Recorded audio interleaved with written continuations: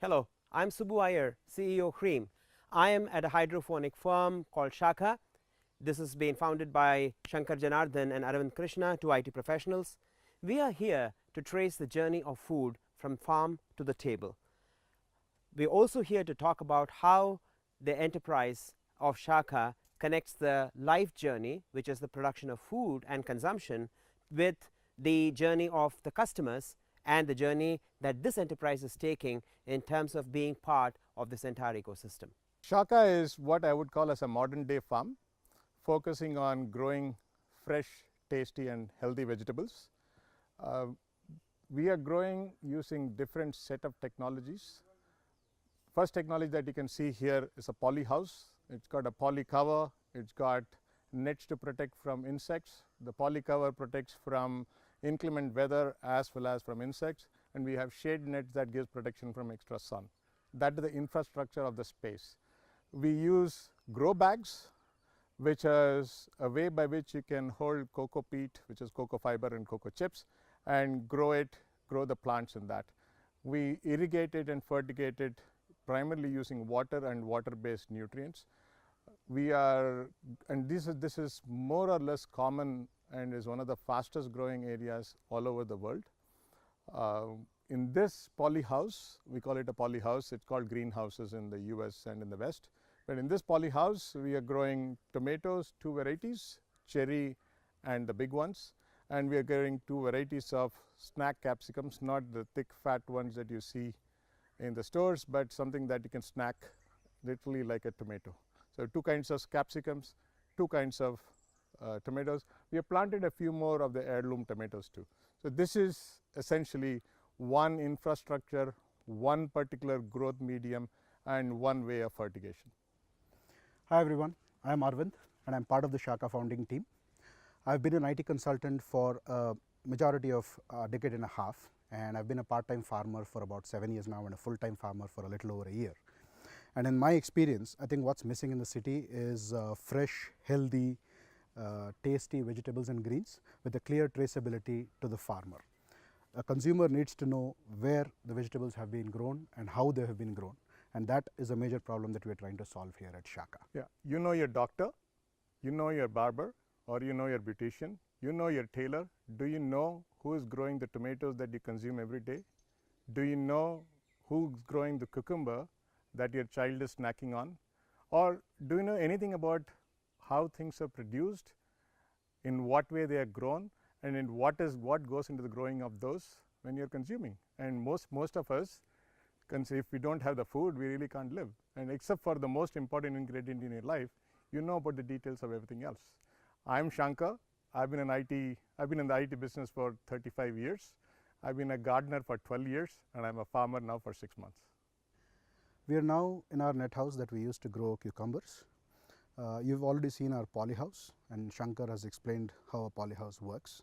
This net house tunnel is slightly different in the sense that we do not have plastic sheets on top. So there is no rain protection, but then there is better airflow and better control on the temperature in a net house tunnel.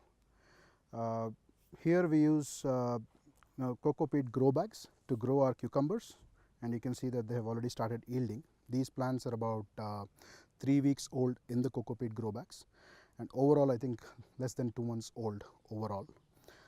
These have started yielding now, and I think we will enter the harvesting phase in about a week.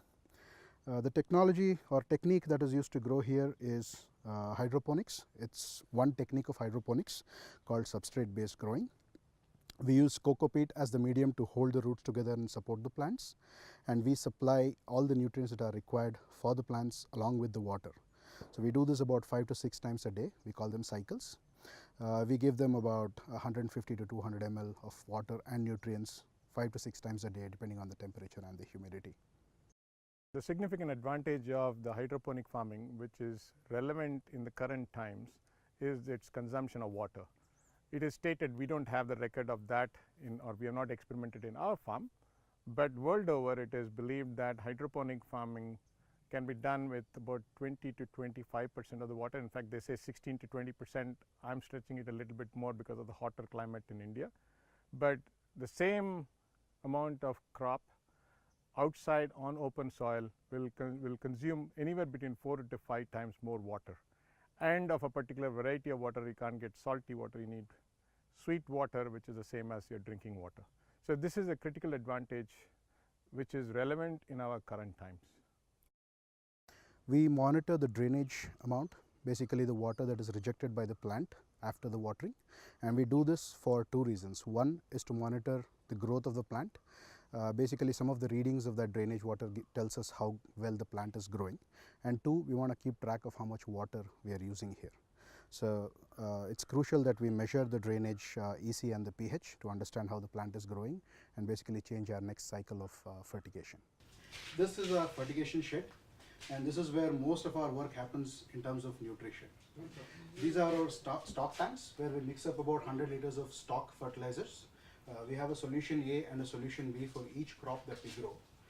We mix up about 100 liters of stock solution, which then gets diluted with irrigation water from the well and then gets passed on to the polyhouse and our net house to the crops directly.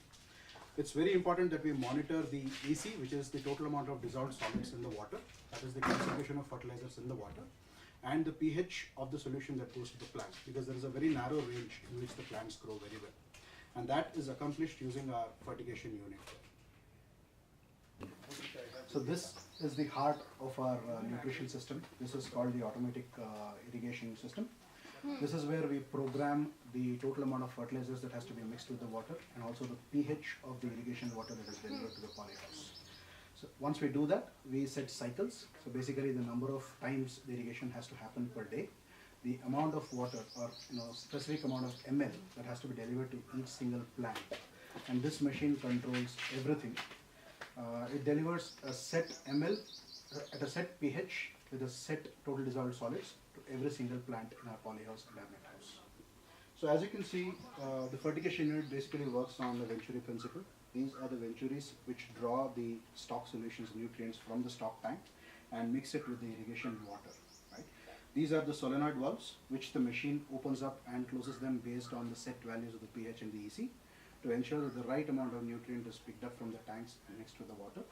You can actually see a venturi that's drawing the nutrients for tomato here, and that works, the same principle works for all the different crops. Hi, I'm Subbu Iyer, and I'm here with my colleague Pratap Behera. We are at the hydroponic farm in the outskirts of Bangalore, founded by Shankar, Janardan and Arvind Krishna. Welcome. Thank you. Thank you. So let's get this conversation going. What is the purpose, intent that got you to found Sakha? Like I mentioned, as a part-time farmer and a full-time farmer for the past 1 year, I've been observing the lives of farmers, especially the ones who grow fresh produce like vegetables and fruits. Right? And needless to say, these farmers have been suffering a lot because of one, the traditional practices they follow which are not very productive, and two, lack of access to good markets and better prices. So as a farmer, I wanted to find out for myself if there is a way to grow vegetables in a better way and market it in a better way close to a city that can help me as a farmer and for me to develop a model for other farmers to follow. And my interest was essentially coming from the eating side or the consumer side. We want to make sure that everybody gets to eat something that is fresh, something that is tasty, and something that is healthy. Literally all three pieces today are missing to a significant extent in the market. Even if it is available only amongst the extremely well-to-do. Most of us lack variety in our vegetables and greens. Most of us are very unsure of the safety of these vegetables and what condition they're growing. And very rarely is the nutritional quality of the vegetable talked about, because the nutrition of the vegetable depends upon how it is grown and where it is grown. What is the vision of your enterprise? It starts with our basic principle that we want to provide the freshest, tastiest, healthiest food to consumers, at the same time sustain the farmers and the farmland. What does that mean from a goals, from a vision point of view? We believe that we would like, or our vision is to connect as many customers and consumers in the urban environment as is possible. Why urban environment? Because that's where the majority of the consumers today are. We want to connect them to the farm as quickly and as efficiently and as effectively as is possible. What does that mean and why is that? One, we think that it is important for food to be safe without pesticides or with as much biopesticides as possible or free of it. We want it to be healthy. We want it to be tasty. If you say that these three are important, automatically the only way you can have something that is fresh is if things are grown locally. If things are to be grown locally, it has to be very near the marketplace. If the market is a city, then things have to be close to the city. If it is to be done locally, it is important that the farmer in that local region be co-opted, because we are not looking to be zamindars, not to be own any of this land, and we do not foresee us owning any significant piece of land because that's a capital investment. That is very much like saying, hey, we want to do a business, let's go buy the building to start the office. No. Our passion is in growing and delivering to consumers, and that's what we are going to be focusing on. Where do we see this going? We think that this could be this is our POC, just slightly under an acre. I think in 3 years we should be probably touching about 100 acres of land. That's what we are looking for. What does 100 acres mean? For us, we believe that we need, if we have an acre, we need 2 apartment complexes of 1,000 people each at the minimum. If it's 100 acres, it is 100 times 2, there's 200 apartment complexes. That's our, from a pure numbers and goals point of view. Where do we see this going? I think this is, I've started in the IT industry, and when I started 35 years back in 1982, or that is 36 years back now, India was not known for IT. We think that we could be a powerhouse in vegetables and greens. We think that that is our greater vision, that what we have done, what we have seen it happen in IT could happen in our agriculture. Much has to change in terms of how we grow, how we maintain, how we store, how we move, how we sell. All of those has to change. But it is no different from where IT was 40 years back. We think it is possible to make the same thing happen. So we would like to see Bangalore the gourmet capital of the world and displace that as the silicon capital of India. So we are on the advent of the 4th industrial revolution. How do you see this digital economy impacting your enterprise? That's a very good question, Subbu. And being from a digital background myself, I think the options here are endless to bring digital into the equation and see how digital can help us grow better and deliver better. As a first piece in our pilot, we have already spoken about the fertigation, automated fertigation unit, which actually measures and controls at a very minute level what is the nutrient that goes to every plant and to what extent. That is for our pilot. In the next phase, we want to introduce IoT based technologies. So basically sensors that will stay in the polyhouse and will measure the humidity, the temperature, and the insect attacks, right? And it will keep logging these 3 values at various points in time. And there is a definite correlation as well. So when an insect bites a plant, the plant sends out a very minute signal. So that sensor can actually tell us that this particular plant is under attack. Now obviously we can't have sensors on every plant. So what do we do to make it better is basically correlate the insect bite with the humidity and the temperature. And it has been observed that insects typically come in at a particular humidity and temperature level. So when that condition is reached again, the system sends us a signal saying that this condition has been reached, so you probably have to spray a certain organic pesticide or take steps to control this insect. So that is something that we want to bring in next in our next phase of the growth. And going forward, there's obviously analytics. So we do this at a larger scale. We intend to have polyhouses in different areas of the city, probably different areas of the state as well. So we can collect all these data to see what is the optimum growing parameters for each single plant. So we can decide whether capsicum grows best in Bangalore or some other city in Karnataka. We can see where tomato grows better, which variety of tomato grows better in which polyhouse. So these are the decisions that digital can help us take from a production point of view. Then Shankar can talk about the consumer end. Yeah, the consumer is in a very interesting space, because consumer of today, the householder, is a person who is caught between 2 generations. Their parents, who if they are living with them, or their in-laws, and their children. The parents, in the traditional Indian way, want the Indian cuisine.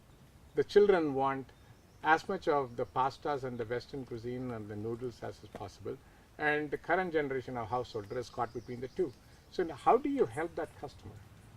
And this is just one aspect of at least what we are looking to solve, and there are many other aspects. We also will do many of the standard digital ones that's available, because now people want to order online, people want to subscribe online.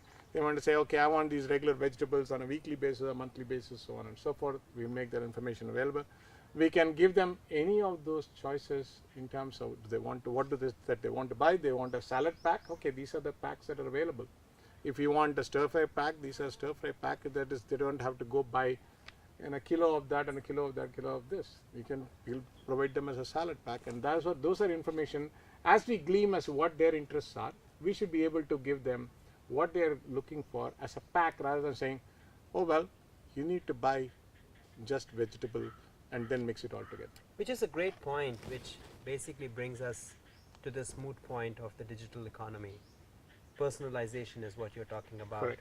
And in this journey of personalization, there is a very important component, which is, you know, how do you build an ecosystem? Because obviously you can't fulfill every single aspect of that personalization. So how do you plan to build this ecosystem with the raw material that you produce, which is the earth's produce? How do you then take that into building the sauces, the chutneys, the flavors that essentially go into making a meal? So can you just talk a little bit about how you plan to build the ecosystem? So let me articulate it in a slightly different way, because I will start with what we had earlier said. We would like Bangalore to be the gourmet city. If Bangalore is to be the gourmet city, it is not just us, it is all of us. It is the chefs in the largest hotels and the finest hotel to the smallest restaurant that focus on niche pizzas. We want to build an ecosystem and work with everybody, and it is not us building for ourselves, but we want to grow together. Just as in IT industry, there are people who are catering services, there are driver services, there were bus services, there are power generation providers that give sustainable electricity, etc. Similar to that, we are looking for the same, and we are looking to vitalize that kind of a thought process. Where does it start? It starts at the ground level. We have farms, we have people who have farm holdings, and we are looking to see how they can reap the benefits of having the land.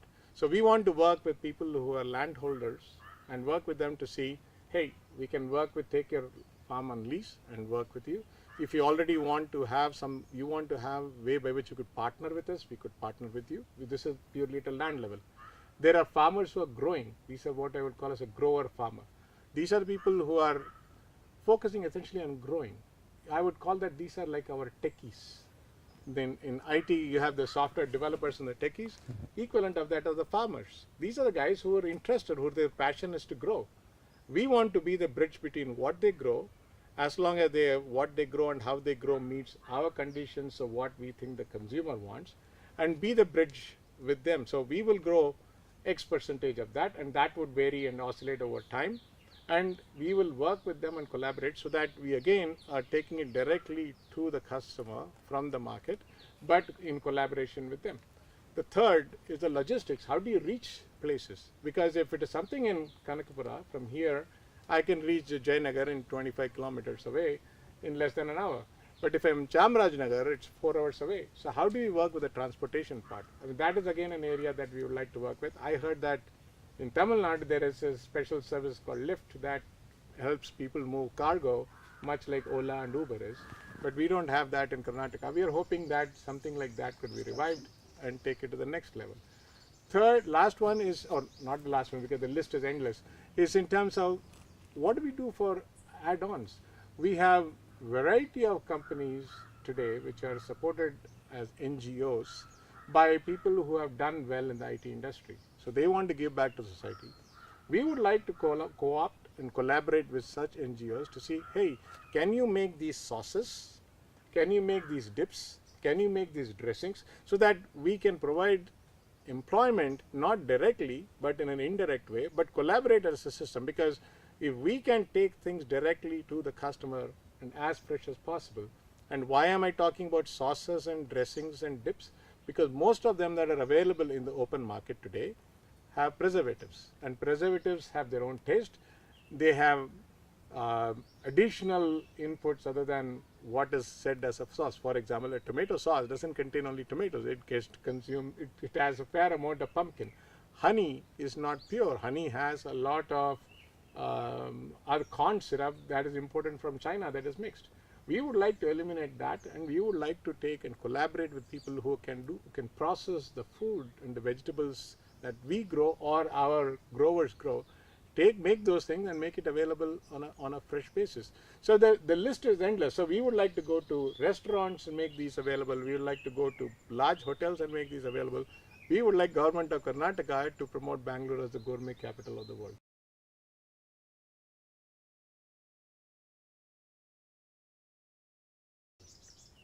How do you connect the life journey which is growing with your customer's journey, which is essentially consuming, with your own enterprise journey, which is growing as well as building the ecosystem?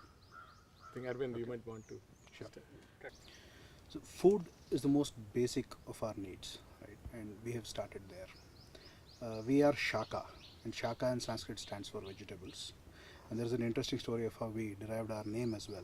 We started our enterprise with the blessings of Shakambari, which is the goddess of vegetables or goddess of food. And there is a story that this goddess came in when there was a 100-year drought on earth, and people were struggling for food and water. And this goddess came down as in the form of vegetables and sustained people until vegetables could be grown and people could sustain themselves. Right? Okay. It is with her blessings that we have started this enterprise, and food is our basic focus because food is the basic of all our needs. We basically want to provide the freshest, healthiest and tastiest vegetables, and we don't want to stick to vegetables and greens. In future we want to grow to other food products as well. Yeah, as Arvind said, food is the most fundamental aspect of our life, and there is a best statement for that is Annam Brahmamayam. All the entire Indian spiritual thought of the progress towards what we are and what is reality starts by a student answering the first question saying that Annam or food or body is the fundamental reality. So we are very focused, we are not using this as a marketing gimmick, this is what we genuinely believe, that in sharing our knowledge about what food is healthy and what is nutritious with our consumers, we will be able to impact them, their children and their parents, because what an old person needs is very different from the young child needs, and what is very different needed for somebody who is rushing to the office at 8 o'clock in the morning coming back at 7. We believe that in our journey we have moved from literally in the sense of ether and air, which is all IT, to earth and water, which is agriculture. And I think in our learnings we would like to see what of this in terms of health, in terms of taste, in terms of freshness, all of those can be shared with our consumers for their health, for their physical well-being, and thus their mental well-being. So to conclude, I think our value to the customer is basically we give you what we would eat ourselves and what we would feed our families. I think that used to come in earlier when food was grown locally and it was a village economy. People trusted the grower, right? And that has vanished because of globalization and the consumers moving far away from the producers. We want to take it back to those days again where there is traceability, where the consumer knows where exactly the food was grown and how it was grown. And that, I think, is our biggest value to the customer today. And I can add to that by saying that Arvind, more so than I, because I have one son who is studying overseas, but Arvind has got 2 school-going children and his parents who live with him. So many of what we are saying essentially what we eat. So we eat what we grow. So we do want this to be in an economic success, because I have realized through my experience of the world that economic success is essential for your passion to grow, for your passion to be sustained, and it to touch many other lives. We want to emphasize this is not about us as a business. Business is a vehicle through which we make our view of what difference we want to make happen. Being at Sakha has been very inspiring. One of the fundamental problems the world is facing is water consumption and concerns about environment. In such an environment, we need to look at every possible alternative to a better way of living, a healthier and more higher quality of living. Shakha, in the area of agriculture, food and nutrition, is looking very closely at and examining itself in terms of how it can make a difference. Shankar, Arvind, it's been a wonderful experience for us, an absolutely new learning in terms of how you're approaching this business. We would believe that you could be a poster child of this digital economy. We look forward to listening more success stories from you in the immediate future. Thank you, Subbu, for the opportunity, because I think your questions triggered and pulled together a whole lot of thoughts that we have been having. I think it definitely a pleasure to host you guys, and I hope you enjoyed it, including the heat inside the poly house and a little bit of sweat. But I would like to add fundamentally that for us, this is more than just business. We think that we are at a stage in life where we think that this is a way in which we could make a difference at various levels to various people and various ecosystems. We, however, equally believe that economic success is fundamental for the growth of this. Whatever we do, whether we do it today, whether we do it 10 years from now or 20 years from now, we are hoping that this thought process would carry forward for the next 100 to 500 years. Thank you.